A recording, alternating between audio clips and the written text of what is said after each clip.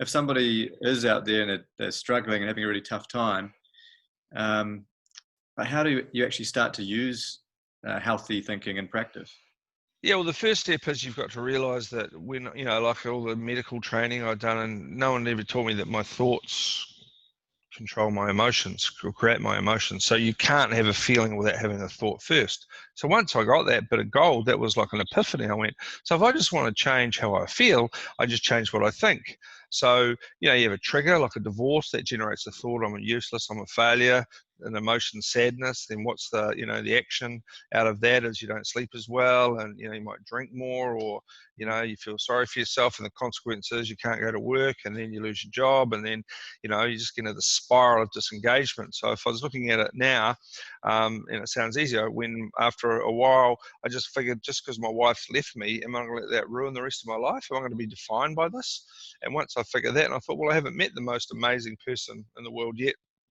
So then you become excited, right? And, I couldn't fix it. So you have to just accept it and go, well, look, I'll do something differently. And so basically the number one premise is that you can't control external factors. Like, you can't control what's happening with COVID-19. You can't control, international sanctions, or, quarantine. So the only thing you can control is your reaction to it, right? And I went back and looked at the Stoic philosophers, and 2,000 years ago, Epictetus and Marcus Aurelius, and read a lot of their diaries and journals, and they were saying the same thing. We're not saying anything new. Life's not stressful, it's just our view of it that is. So it's just about changing your perspective, and is really the key, and realize there's lots of different ways you can look at things, right? And then if you look at things from a different way, it creates a different emotion and a different outcome. That's the basis of it, really. Yeah. Oh, cool. And I've also heard you talking a lot about being emotionally fit. What do you mean by that exactly? Well, it's like, if I did 3 webinars yesterday, and, sometimes on the speaking circuit, I can do 8 talks in a week. I think I've done 8 talks in a day. And the more you practice these tools and techniques, the better you get at it, right? So if I haven't used my healthy thinking tools in a while, I get a bit rusty, right? So, I think you talked about, just before we came on air, about long-lasting change. But what basically I teach is give people tools, right? I'd be giving you tools to fix a hip, right? I presume you still use a drill and a screwdriver, right? Yeah. And so in order to fix the hip, you're still going to need some tools, right?